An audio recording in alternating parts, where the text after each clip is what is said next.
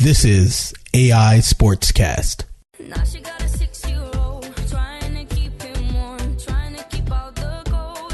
When he looks in her eyes, he don't know he is safe when she says, ooh, love, no one's ever gonna hurt you, love. All right, welcome back to the AI Sportscast, part of the Open Source Podcast Network.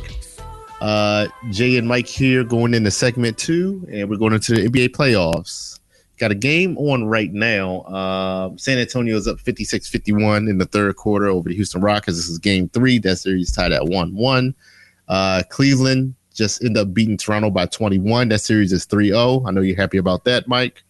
Golden State is up 2-0 on Utah. They played last night. And then the Wizards actually got one against Boston. Boston's up 2-1. Thoughts on the second round? The Raptors they'll get one game, hopefully. I don't think they're getting one, Mike. I was saying it at first. I thought it maybe go like 5 or 6. I don't think they're getting one. I mean, you just got to rest all the starters at least one time in Cleveland. Just rest everybody.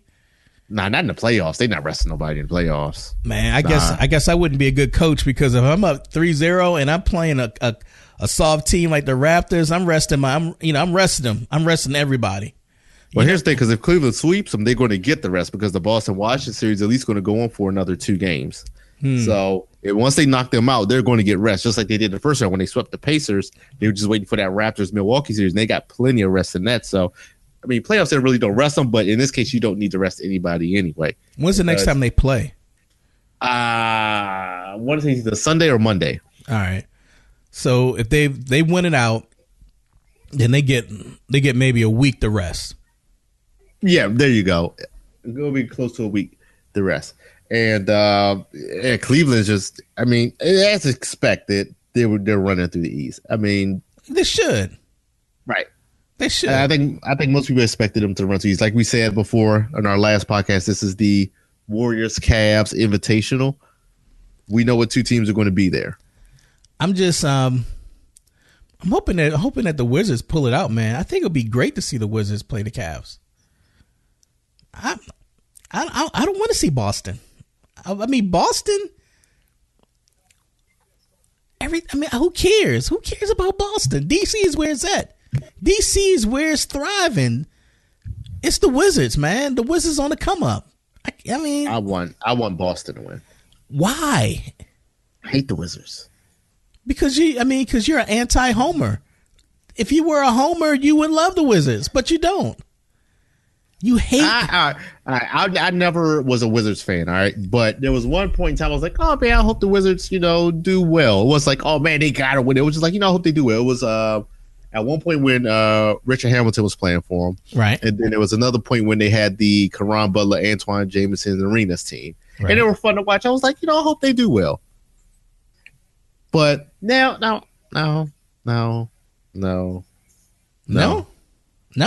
How about when Jordan was there? No. Let me tell you about Jordan. Let me give you a story when Jordan was there. I bought tickets because I was, it was the whole college night thing. I used to get tickets all the time, going to Bowie State. And then Jordan was there. So one night I bought tickets to see Michael Jordan. Me and one of my friends went there. And she was like, oh, Jordan's going to be playing. I was like, yeah, Jordan's going to be playing. Jordan played, right? Right. Guess who was the leading scorer? Who? It wasn't Richard Hamilton. It wasn't Michael Jordan. Who was it? It was Hubert Davis. You think I went there to go see Hubert Davis put up 22 points? I think Jordan had like 16 or 18 points. But it was when Jordan was over. He had some good games with the Wizards where he was putting up points. Every time I went to see him, he just peaked at that 18-point mark. I think I seen him like 3 times playing for the Wizards, and he peaked at that 18-point mark. When Jordan, I was like, you know what? It's not for me. I'm not going to see him anymore. At that time, when Jordan was, no longer the Jordan that we knew, he was still better than 80% of the NBA players. That's saying something.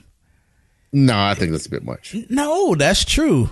You talking about Wizards Jordan? Wizards Jordan was 80%. He was still better than 80% of the NBA players. Any 80% of the NBDL? Because he wasn't 80% better than the NBA. Because Jordan was getting torched. I mean, by the top players, by the top 20%. Yeah, some people just like dancing on. They was like, "Yes, this is my time." You remember, this was payback for a lot of players. Well, Wizards Jordan, they was taking advantage of that. The top 20%, yeah, they were taking advantage of him, but everyone else, it was still Jordan. He was better than 80%. No way. That number's high. Very high. I don't think so. I think you're just holding on to what a lot of people do, just like, Michael Jordan can do no wrong. And it's like, yeah, he was at the end, but I don't want to say that he was a scrub at the end. He wasn't a scrub at the end. Well, if we say to the Michael Jordan standard, okay, he was a scrub at the end. Right. Yeah, so, yeah, but if we just say to NBA standards, no, he played to the very end. He Peyton Manning in it. So like podcast, man. Exactly. He Peyton Manning his career. He played until the final. You know what? His last year was probably better than Peyton Manning's last year. Peyton Manning won the Super Bowl in his last year, so I'm like, it wasn't due to him. It wasn't due to him. Hey, he got benched by Brock Osweiler. Did he get benched or did he get hurt? He was hurt, but it was like, you take your time coming back. Payne was like, I'm ready. No. You take your time coming back. And this is the dude who lasted 1 year with the Texans. You got benched by that dude. Well, Jordan didn't get benched. No, Jordan never got benched. Get benched anyway, because he was like he was executive, and it was like, you know what? I'm going to do a Superman and go in the booth, change my clothes. No, I'm playing now. Exactly. I think it's a dumb NBA rule that you can't be a player and an owner. Why not? It's dumb. It's dumb. Is there a rule for that? Yeah, I thought that was the reason why Jordan had to give up his ownership of the Wizards because he wanted to go play again. I didn't think he was owner. I thought he was executive and GM. I thought he was the owner. See that? He wasn't. He didn't have any ownership in that. No, I don't think he had any ownership in the Wizards. I think he was like a president of basketball operations and GM. I think is what Jordan was. And then he finally got his own stuff when he went to Charlotte. Well, I mean, he came in, and Rob Johnson was looking for a sucker so he could get out. And Rob Johnson, so Jordan the team. You want a team? You want a team, son? I got a team for you. I'm out of here. I'm going back to DC. You from North Carolina, right? You from North Carolina? See? Something in common. Exactly. Something in common. Yeah, exactly. Bob Johnson sold that team. He's like, I'm out of here, dog. I'm going back. You leaving DC? I'm going back to DC, son. God. Oh, well. All right. Yeah, I think the Warriors, I think they got it this year. It all depends on Kevin Durant. If he's healthy, they win. He looks healthy. He looks healthy the past couple of games. He looks healthy. I'm like, I want to see LeBron lose because where's this flip flop? No. You see, listen to me. All right, because I want to see him lose because I want to see what he's going to do to make the team stronger so he wins next year. That's it. I want to see how he elevates from this. Because the dude is going to elevate. Mm-hmm. I mean, so what is he going to do to get, to get more people around him to make the team stronger? What is he going to do? That's what I want to see. I mean, I'm not hating on him or anything like that. I'm just like, okay, you got this juggernaut of a team on, in Golden State where they got everything. What the hell do they need to, put back together? They got everything. They just got to stay healthy. But I mean, there are some pieces that the Cavaliers could use to make them stronger to go up against something like that. And I'm like, I want to see what LeBron does to make that, put that together. Like, what type of leadership, what is he going to do? That's what I'm anxious to see. He's on for the next offseason? Yeah.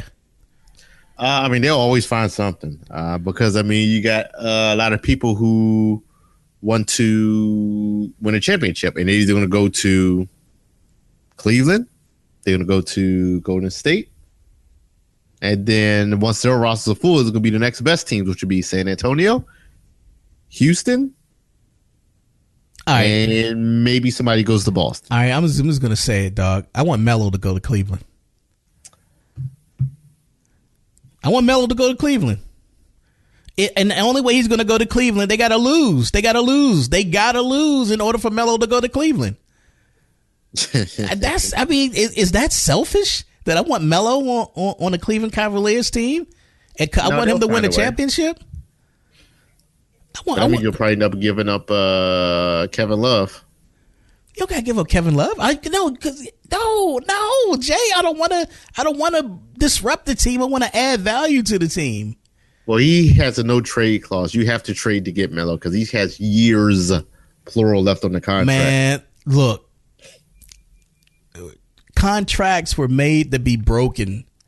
Not NBA contracts. You got to buy them out. How much is it going to cost? A lot. He's worth it. He's worth it. Let's get Melo. Not that easy, huh? Yeah, he's worth it, man. You find a way. You get Melo. I'm telling you, if New York want him gone, New York pays 75% of the cost to get him out. Boom. Now we only paid 25%.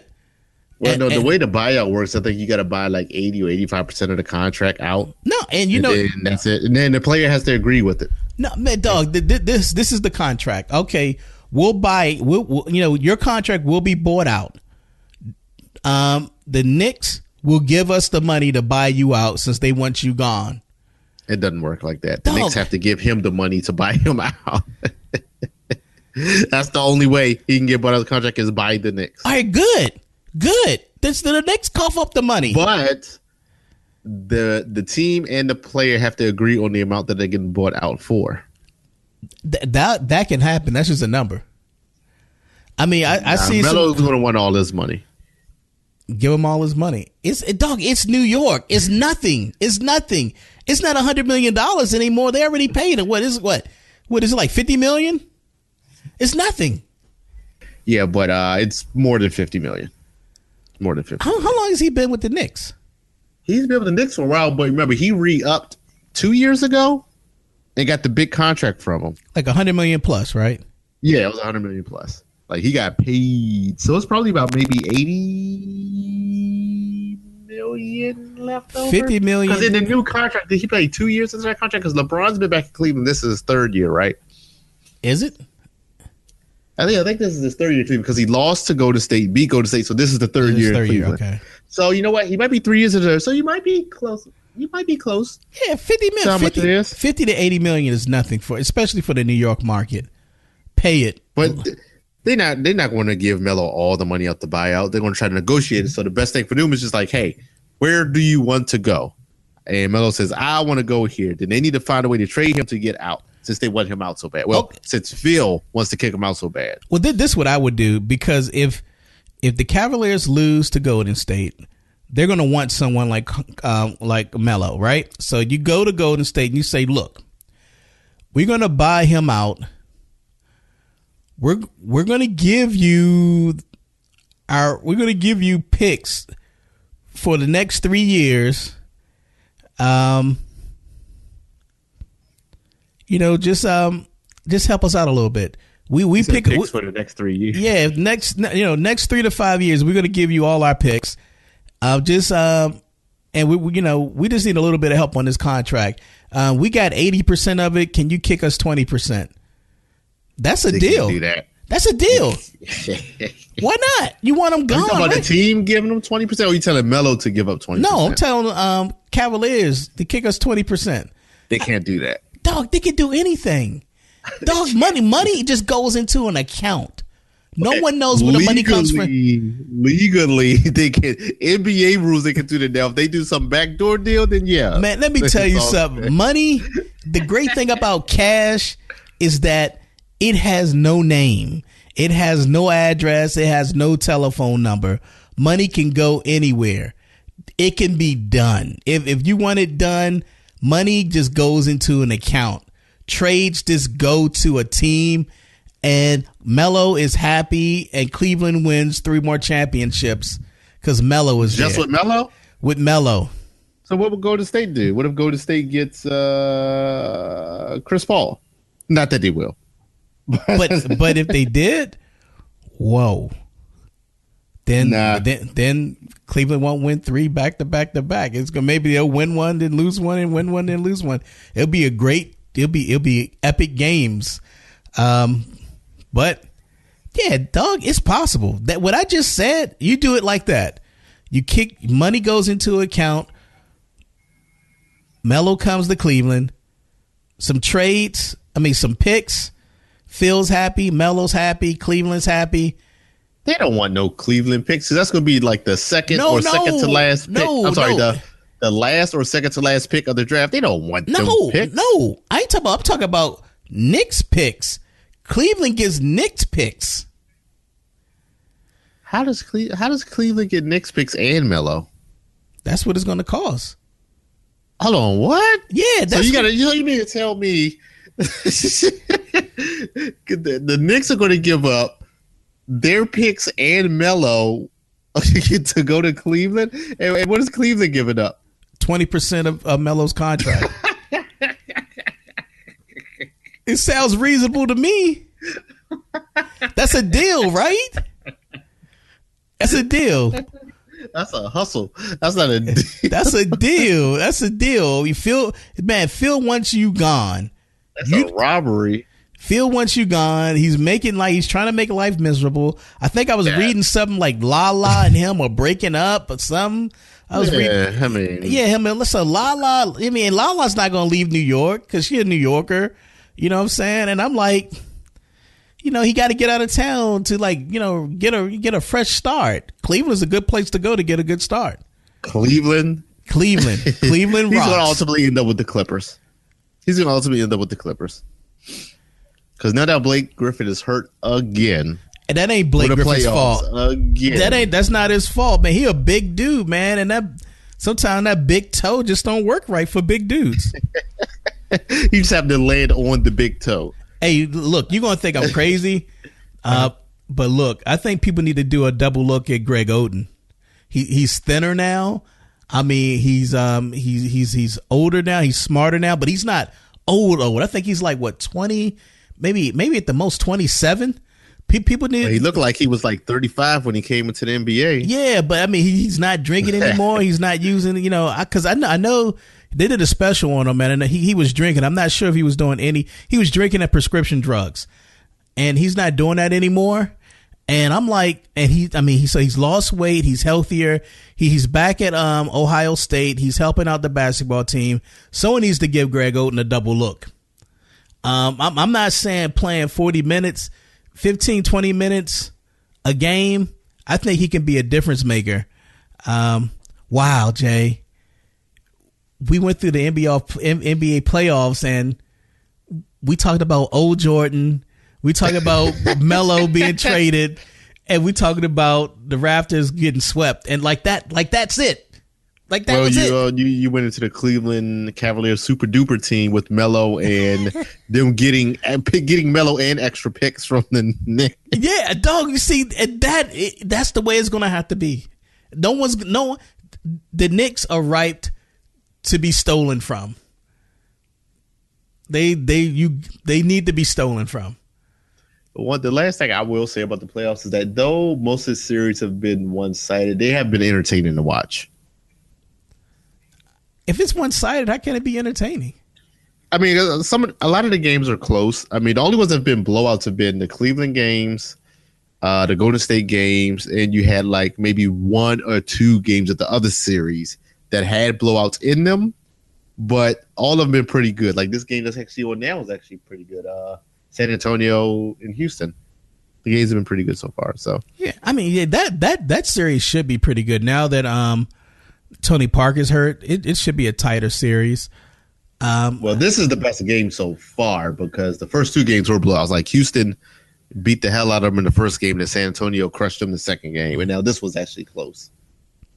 And the Cupcake team got put out in the first round. Yeah, they're out. The Cupcake team from the Cupcake City. All right, man. We coming back to boxing. Yeah, we'll come back to boxing. I'll let man Gamboa, man. I'm like, Jesus, man. Oh man, it's a wrap. It's a wrap. It's a wrap. It's a shame, but it's a wrap. All right, we'll be back. You're listening to AI Sportscast.